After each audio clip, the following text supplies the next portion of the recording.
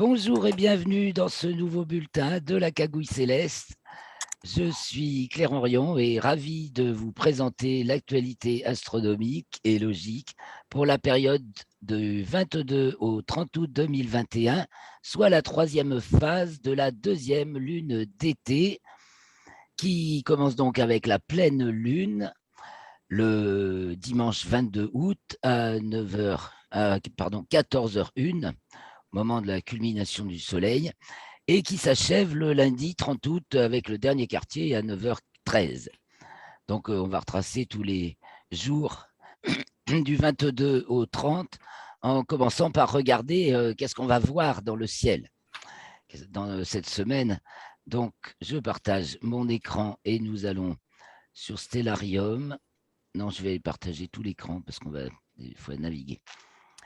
Donc, Stellarium que pour l'instant, j'ai mis à l'heure qu'il est au moment où on enregistre. Donc, je suis le temps, mais je vais me projeter au coucher du soleil pour commencer à voir qu'est-ce qu'on va voir dans le ciel. Alors, le soleil va entrer dans le signe de la Vierge le 22, donc après la pleine lune à 14h42. Qu'est-ce que je raconte? À 23h, 23h34, à la fin de la journée du 22. Donc, allons-y, c'est parti. On va un peu plus tard dans la soirée. Je vais mettre un paysage océan, peut-être. On va voir. Donc, le soleil va se coucher. Voilà, il se couche pour ma localisation à 20h42. Chaque jour, il se couche un peu plus tôt que la veille maintenant et de plus en plus vers l'ouest. Le jour de l'équinoxe, il va se coucher pile à l'ouest. Et il se lèvera pile à l'est. Et il n'y a que 2 jours dans l'année où il se lève pile à l'est et où il se couche pile à l'ouest. C'est le jour des équinoxes. Donc actuellement, vous voyez son azimut, c'est-à-dire, alors j'enlève, je mets paysage océan. Comme ça, l'horizon, on a l'horizon jusqu'au bas de l'horizon. Parfois, on peut être sur des hauteurs, on a encore plus que l'horizon de l'océan. Parce que sur l'océan, notre horizon est limité à 35 km à cause de la courbure de la Terre. Bon, dès que le soleil est couché, donc on est censé pouvoir voir Vénus, qui, 1 heure plus tard, en tout cas, est très bien visible et très brillante, et se trouve devant la constellation de la Vierge maintenant, vous voyez, avec l'étoile Spica, qu'on verra un peu plus tard dans la nuit. Mais ce soir, je reviens donc 1 heure plus tôt, au coucher du soleil, je me tourne vers l'est. Nous allons attendre la lune qui va se lever.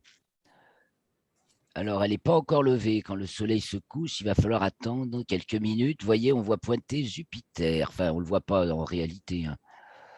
Mais parce qu'il faut attendre qu'il fasse un peu plus sombre. Mais la lune la suit. Saturne aussi, voilà. Et la lune ne va pas tarder. Nous sommes bien le 22, oui. Le 22. Elle était conjointe à Jupiter cette nuit. Voilà, la lune apparaît. Elle se lève à 21h18 chez moi. Et donc, elle est toute pleine, puisqu'elle était l'heure de la pleine lune, c'était à 14h03. 14h01. Au moment où elle passait au fond du ciel en conjonction à Jupiter, elle était conjointe à Jupiter à 9h18. Là, donc, c'est le 22 à 21h18 quand elle se couche. Donc, 12 heures plus tard, très exactement. Tiens, c'est marrant ça. Et donc, voilà, elle se couche. Et non, là, qu'est-ce que je raconte? À force de Ok. parler du coucher et du lever, donc c'est la lune qui se lève quand le soleil se couche. Mais au moment de la pleine lune, qui a lieu à 14h01, le soleil culmine et la lune est au fond du ciel avec Jupiter. Donc ici, sous nos yeux, elle se lève le 22 au soir et nous allons la suivre. Elle est donc devant la constellation du Verseau. Et voilà, elle passe au méridien à 2h25. Et donc, on la voit bien aux côtés de Jupiter et de Saturne, dont l'éclat de la pleine lune gêne un peu, bien sûr. Et en plus, à ce moment-là, ce soir, cette nuit, elle est à sa libration maximale en latitude. Et donc, on peut admirer en particulier, par exemple ici, la mer de... Mince, j'ai un trou. La mer de Humboldt. Je peux vous montrer l'image. Je vous partage tout là, voilà. Je partage tout. C'est en chantier encore un peu, mais tout va être en ligne d'ici. J'en ai pour 1 heure maxi à mettre en ligne. Donc la mer de Humboldt, vous voyez. Là, vous voyez bien toutes les images. Ouais. Voilà, c'est Oui. une zone qui se dégage avec la libration, mais qui n'est pas toujours visible. Là, c'est la libration maximale en latitude. Donc, elle présente le maximum d'est, donc ça découvre ce côté.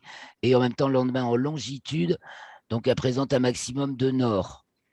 Donc voilà, donc, et ça dégage donc cette mer de Humboldt qu'on ne voit pas à toutes les occasions. Donc vous pouvez prendre vos jumelles et repérer cette mer de Humboldt sur laquelle, le 22 au soir, le soleil commence à se coucher. Vous voyez, la lune est toute ronde. Et maintenant, depuis 14h01, heure de la pleine lune, bah, c'est le soleil qui commence à se coucher de ce côté qu'on voit. Alors que jusqu'à la pleine lune, c'est le soleil qui se lève de ce côté. Donc à partir de là, on voit le soleil qui se couche. Donc le 22 au soir sur la mer de Humboldt et le lendemain au soir, pendant qu'on y est, on la voit encore, la mer de Humboldt, là. Donc on voit un peu moins de... Ça grignote. Et en dessous, il y a le cratère Gauss, pareil, qui se dégage assez exceptionnellement. Alors ça, c'est la mer des crises, là, le petit rond, là. Facile à identifier. Voilà pour la Lune. Je reviens sur Stellarium, donc. Et c'était donc, c'est donc le 23 au soir, enfin la nuit du 22 au 23, l'heure de sa culmination. Donc on va la voir ensuite, de soir en soir, la Lune, elle va se lever après le coucher du soleil. Donc on va un jour plus tard, donc le 24, on regarde un peu la tête qu'elle a, elle est un petit peu grignotée. Voilà, vous voyez, le soleil va bientôt se coucher sur la mer des crises, le 24 au soir. Et ce jour-là, donc, elle se lève. Elle se lève à 21h42. Déjà, elle prend une grande distance après, par rapport à la veille. Et de soir en soir, elle va se lever de plus en plus tard. Vous voyez, elle va se lever de plus en plus vers le sud-est, comme un soleil d'hiver, puisqu'elle arrive devant. Elle est, elle est devant la constellation du Verseau. Ah bah non, elle va se lever de plus en plus vers l'est. Non, au contraire, elle est en courte ascension. Donc allons voir le lendemain. Je peux déjà me mettre 1 heure plus tard. On va voir si elle est levée. Le lendemain, 22h42, largement, elle est levée. Elle se lève. Le lendemain, c'est le 24. Elle se lève à 22h04. Ben non, au contraire de ce que je disais tout à l'heure, son lever d'un jour à l'autre se rapproche et reste rapproché. Allons voir. Alors, je me remets 1 heure plus tard. Et le lendemain, donc le 25, elle va se lever à 22h24. Vous voyez, pile à l'est. À ce moment-là, ça veut dire qu'elle est un peu dans le signe du bélier, à peu près. Pile à l'est. Ensuite, le lendemain, on va attendre son lever. Ce sera plus futé. Elle se lève à 22h44. C'est pas possible, elle se décale très peu. Hein. Très très peu d'ailleurs, effectivement, très très peu d'azimut de décalage également. Le lendemain, le 27, elle se lève à 23h05. un tout petit décalage, elle est à côté d'Uranus, le 27, la nuit du 27 au 28. Le 29, elle se lève à 23h28, 23h29, 23h30 dirons-nous, et elle est passée de l'autre côté d'Uranus, à laquelle donc elle est conjointe exactement le 28 à 11h50. Donc allons voir jusqu'au 29 à quelle heure se lève la Lune. À 23h55 et le 30 pour le dernier quartier, elle se lève à 0h27. Alors on va afficher l'écliptique. Non, ça c'est la grille équatoriale, excusez-moi. L'écliptique, eh bien, elle est à son nœud. Alors pour le dernier quartier, elle est à son nœud ascendant, 2 heures avant, pile. Nœud ascendant le lundi 30 à 7h13, dernier quartier le lundi 30 à 9h13. Le nœud ascendant est dans le 7e degré du signe des Gémeaux et la Lune est dans le 8e degré du signe des Gémeaux au moment du dernier quartier. Donc en fait, au cours de la semaine, je vais revenir de jour en jour, elle remonte en latitude. En fait, vous voyez, elle est en latitude sud au début de la semaine. Je reviens en arrière, 23, 22. Le 22, elle est conjointe à Jupiter. Ça se voit nettement qu'elle est en latitude sud parce qu'elle est vraiment en dessous de Jupiter. La veille, la nuit du 21 au 22, elle est conjointe à Saturne. Magnifique d'ailleurs. Il y a déjà des photos, il y aura des photos dans l'article. Et alors, donc, le 23, le 23, elle est à sa latitude minimale et après, elle remonte. 24, 25, 26, 27, 28, 29, 30, elle arrive à son nœud ascendant, donc à 9h13. Et en déclinaison, elle remonte également et elle passe en déclinaison nord. Donc, quand elle arrive à peu près dans le signe du Bélier, et donc devant la constellation Verseau-Poisson, ben là, elle passe en déclinaison nord. Et en fait, c'est au moment où elle est dans la constellation de la Baleine. Voilà pour la Lune, donc qui va continuer à se lever de plus en plus tard chaque nuit, mais pas avec un gros décalage. Et donc, en relativement début de nuit, on peut assister au lever de la Lune, ce qui est toujours très plaisant. Alors, à noter que le 24, alors je reviens le 24, je reste avec ma Lune là pour l'instant. Le 24, elle est, oh voilà Didier qui nous rejoint. Super. Salut Didier. Je ne sais pas si on va le voir, mais c'est Didier Massoul qui a réussi à nous rejoindre, donc aura des contributions très intéressantes à nous apporter. Ouais, peut-être bien que le voilà. Alors que je ne perde pas mon fil. Ah oui, le 24, c'était pour vous signaler sa conjonction à Neptune. Alors on va grossir un peu. Vous voyez, il y aura encore quelques étoiles filantes, mais je les nomme. Il y a les Iota Aquarides Sud, les Iota Aquarides Nord et les Delta Aquarides Sud. Alors, on est en plein dans le Verseau, mais il y a la Lune, on ne verra rien. Il n'y aura pas. Donc, les jours encore, il y a moins d'étoiles filantes là. Tous ces essaims là vont s'arrêter, sauf peut-être celui-ci. Il y en a un qui va perdurer jusqu'en septembre, mais après, il y a moins d'étoiles filantes prévues. Alors, où est Neptune? Où est Neptune? Vous voyez, vous avez Saturne et Jupiter, vous faites l'alignement et vous avez Neptune à peu près, mais elle est juste au-dessus de la Lune. Et bien évidemment, ce jour-là, à part la chercher en demandant un stellarium, voilà. Donc la Lune passe en dessous de Neptune et dans cette nuit-là, donc je peux me remettre à 0 heure. C'est de la bonne heure pour observer. Et B, voilà, la Neptune est un peu en haut à gauche de la Lune. Et puis, elle va être aussi donc conjointe à Uranus, la Lune, le 28. Alors, allons voir le 28. Je me remets sur la Lune. Le 28, 25, 26, 27, 28. Voilà Uranus ici. Donc, le soir du 28, la nuit du 28, 27 au 28, on voit la Lune à droite d'Uranus, voilà, qui arrive, qui est gibbeuse décroissante, donc Il n'en reste plus beaucoup, on est bientôt au quartier. Et le lendemain, le 29, la Lune est passée à droite d'Uranus et le quartier a un petit peu diminué encore.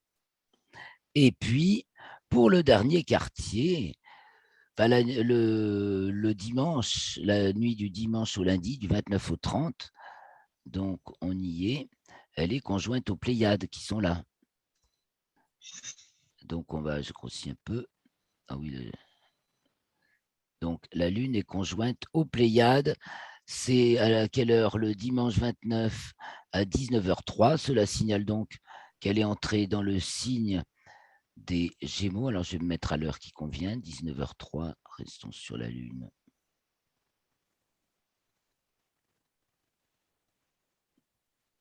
Il fait jour, 16h, 18h, 19h. Ah ben, oui. Mais là, on ne les voit pas, elles sont sous l'horizon.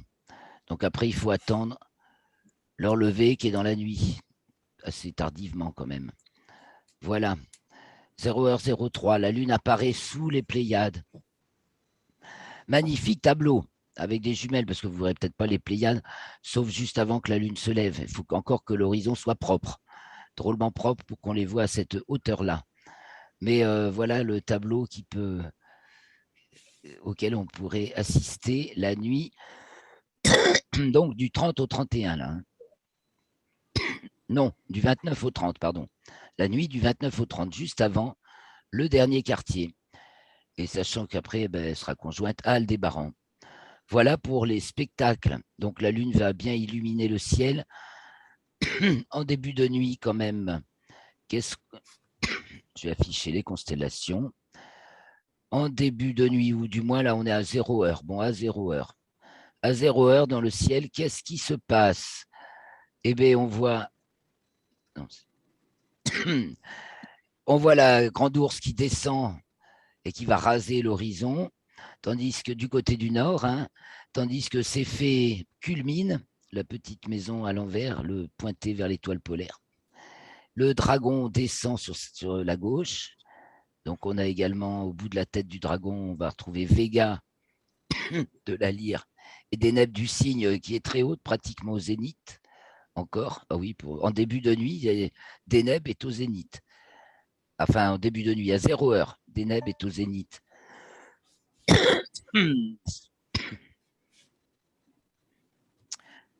Voilà pour le nord. Donc, on a Cassiopée à droite qui remonte. Si on se tourne vers l'ouest, Arcturus est presque couché. Je vais boire un petit coup.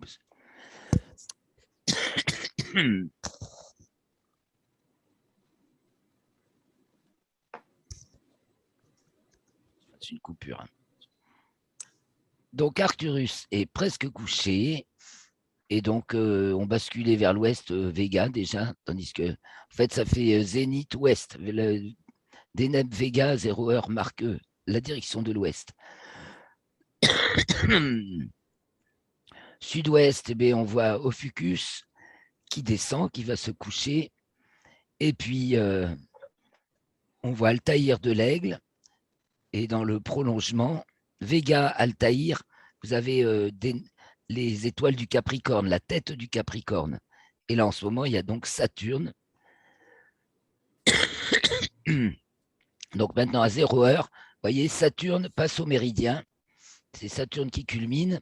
Et puis, elle est suivie par Jupiter une cinquantaine de minutes plus tard, qui passe plus haut.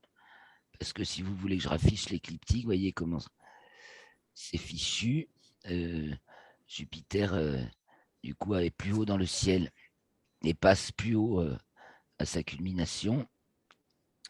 Jupiter culmine vers 1h du matin et Saturne vers minuit, 0 heure, minuit. Voilà, donc du coup, je nous ai mis à 1h du matin. Là, je reviens à minuit, 0 heure donc.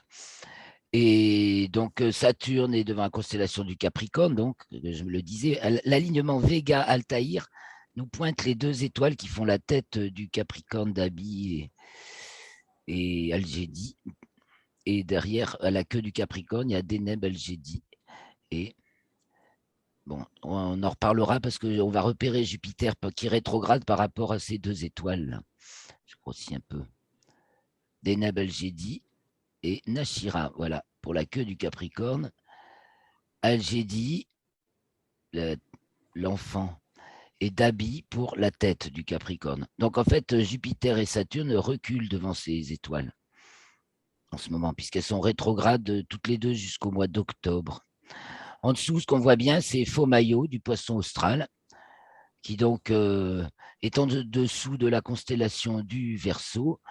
Et donc, on repère aussi par rapport à Jupiter. Et puis, qu'est-ce qu'on voit bien? Mais là, c'est du côté, donc je tourne, hein, je suis au sud-est maintenant. Donc, on a tourné du côté de ce qui se lève. Donc, on voit bien le grand carré de Pégase.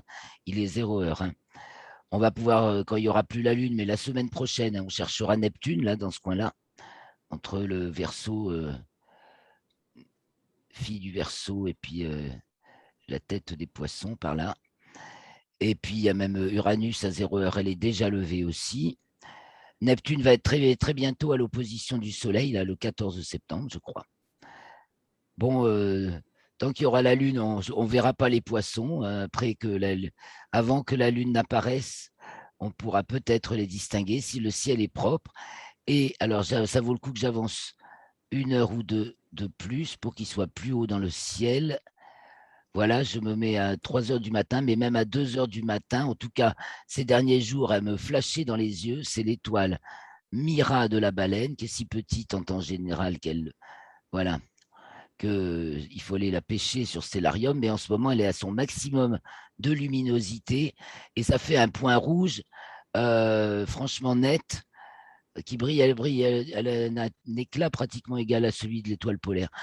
Donc on la voit bien et elle marque sous les poissons, tandis que l'étoile Alrecha n'est pas si brillante. Je n'ai pas affiché les magnitudes. Voilà, donc on est devant la constellation de la baleine, là. Et là, il est 2 heures du matin, donc la Lune est levée. C'est toujours le 30, hein, je me remets. À minuit, c'était le jeu, je vous disais, à minuit à peu près. Donc le 30, c'est le jour où la Lune se lève sous les Pléiades, à 0 heure, enfin la nuit du 29 au 30. Et l'étoile Capella, très brillante, qui déjà et monte gaillardement du côté nord-est.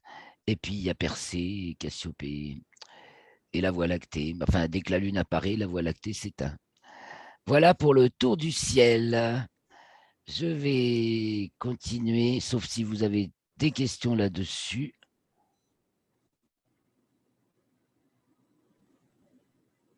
Ça va, je passe sur le récapitulatif, le résumé. Ah ben, peut-être on va aller voir il y aura des phénomènes de Jupiter à observer. Là, Jupiter est en pleine excellente disposition d'observation puisque elle est déjà haute dès qu'il fait nuit et elle reste dans le ciel encore pratiquement toute la nuit. Et donc, on peut observer un maximum de phénomènes de ces satellites. Et donc, en particulier, nous avons le 26 aux alentours de 2 heures. Alors, allons-y, le 26 aux alentours de 2 heures. Cherchons Jupiter. Elle est du côté de l'ouest déjà. Elle vient juste de culminer. Alors, en gros, je grossis et allons voir ce que ça va nous faire. Voilà, on a une paire très serrée à l'ouest, Io et Ganymède. Voilà, ça ne les distingue même pas là. Voilà. Le 26 à 2 heures du matin à peu près. Ah, je branche, excusez-moi, il faut que je rebranche. J'avais oublié.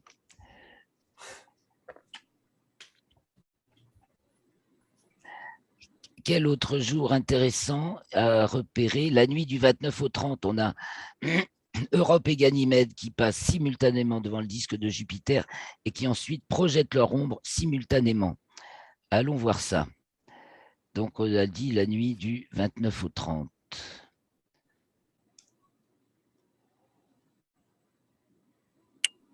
Bon, Jupiter n'a pas suivi.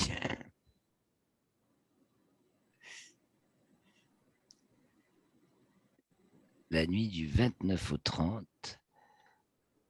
Alors, là, à 2h09, les horaires, c'est 23h42, 0h46, d'accord. Et 0h44. Alors, un peu plus tôt.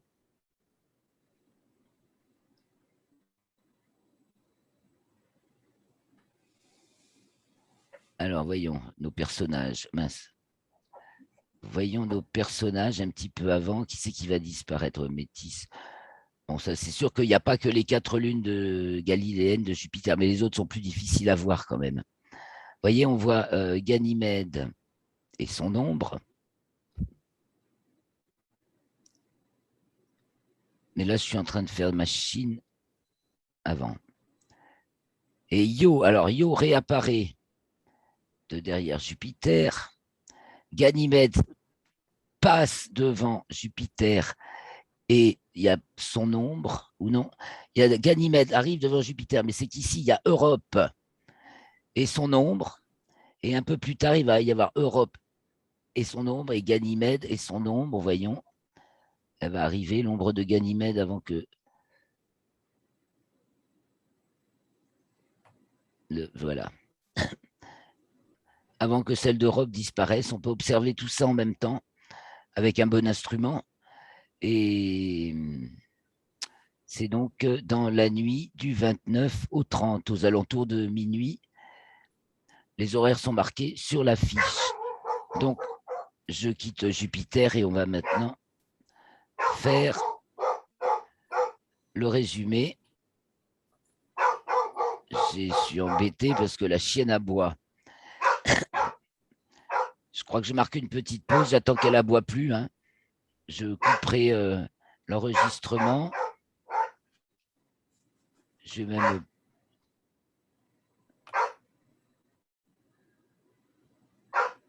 Parce que ça, c'est vraiment gênant. On l'entend aboyer comme ça. Hein. Et là, tais-toi, Riri. Bon, là, j'ai pas fini le résumé. Il faut que je finisse le résumé. Je cherche à arrêter l'enregistrement seulement. Mettre l'enregistrement en pause. Suspendre l'enregistrement. De l'oublier de le relancer.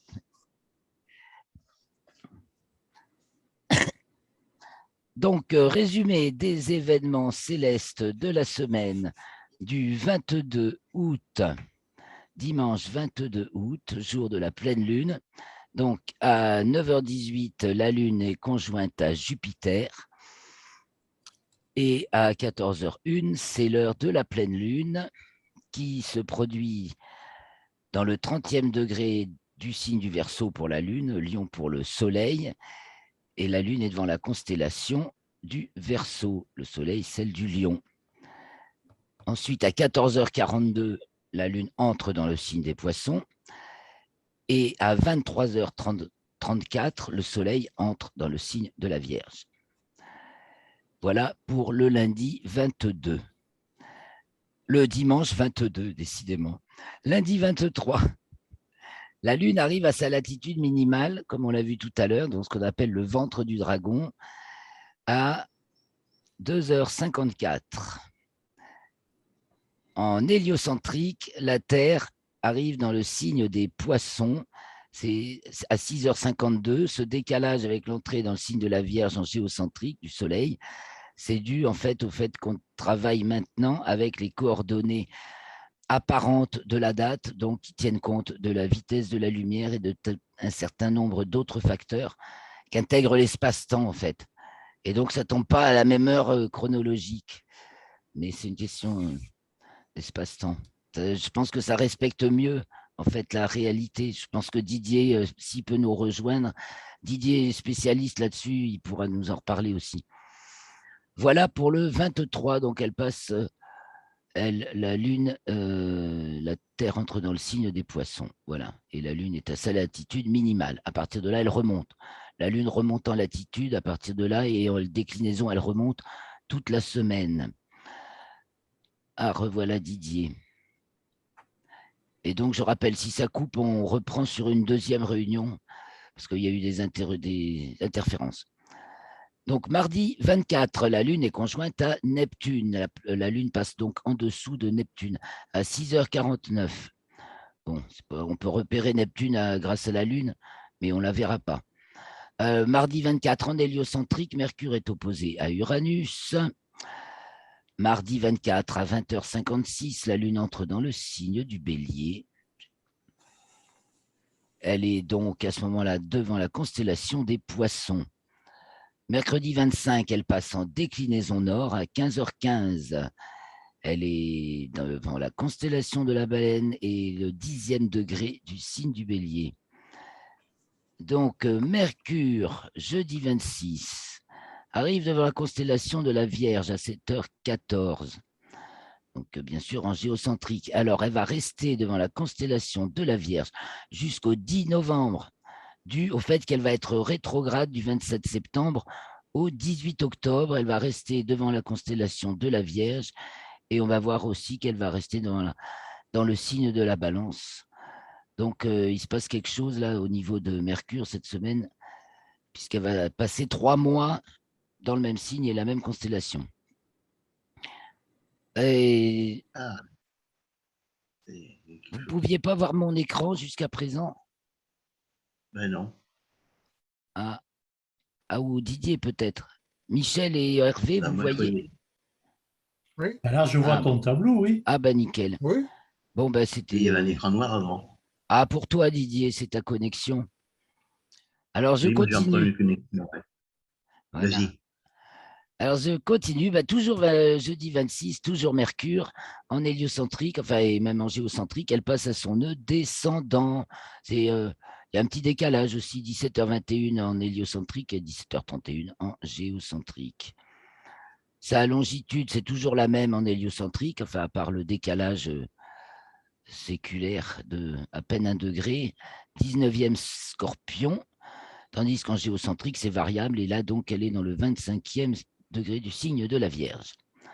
Nous arrivons à vendredi 27. À 6h27, la lutte entre dans le signe du Taureau.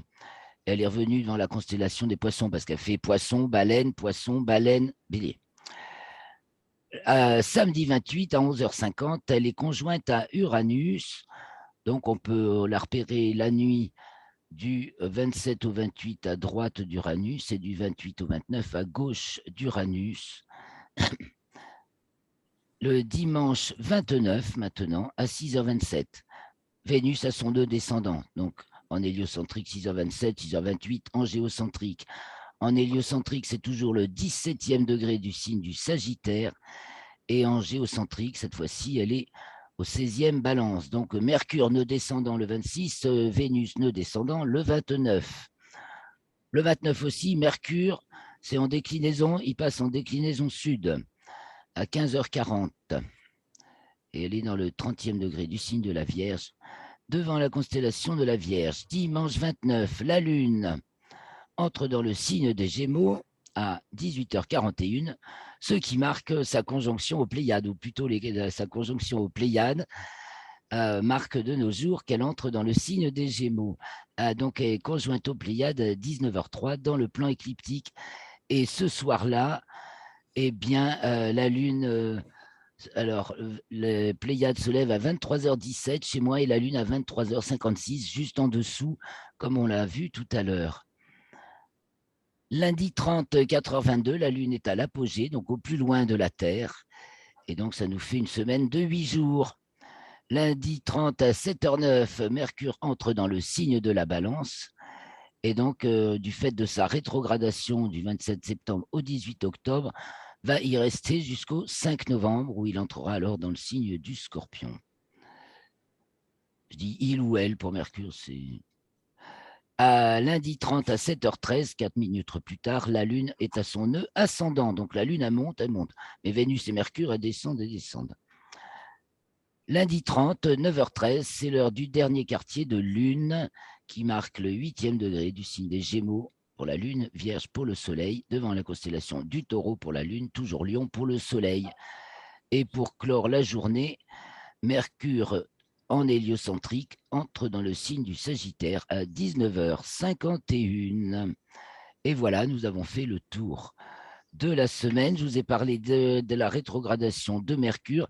Il faut rajouter une petite note sur le solstice d'été, donc été nord, hiver sud, sur la planète Mars, qui advient, c'est le je me déplace, le 25, à 2h08 précisément à notre heure. C'est l'heure du solstice d'été nord, hiver sud sur Mars. Et donc, les durées de saison sont assez inégales hein, sur Mars du fait de l'excentricité de son orbite. Et donc, on va peut-être être coupé bientôt, je ne sais pas. Mais si je ne me suis pas trompé, vu la durée des saisons, alors vous suivez les différents liens que je donne. Donc, cette saison va durer jusqu'au 22 février, été nord, hiver sud, où ce sera l'équinoxe d'automne. Les deux hémisphères ne sont pas du tout la même durée de saison, ce qui fait des phénomènes climatiques encore plus accentués que sur la Terre. Je reviens à nos bonnes bouilles avant qu'on soit coupé et je vais vous dire, alors, arrêtez le partage, voilà. Waouh, j'ai plus d'images. Bon, merci à vous les amis. On se retrouve à 21h pour les commentaires astrologiques, si vous voulez, vous êtes disponible. Oui. Et mettez des commentaires aussi si vous avez des questions. OK. Merci. Merci, bonsoir. Merci, Merci. Hervé, merci Didier, merci Michel. Au revoir, Hervé. À revoir, très Michel. Au revoir, bientôt, Didier. à très vite.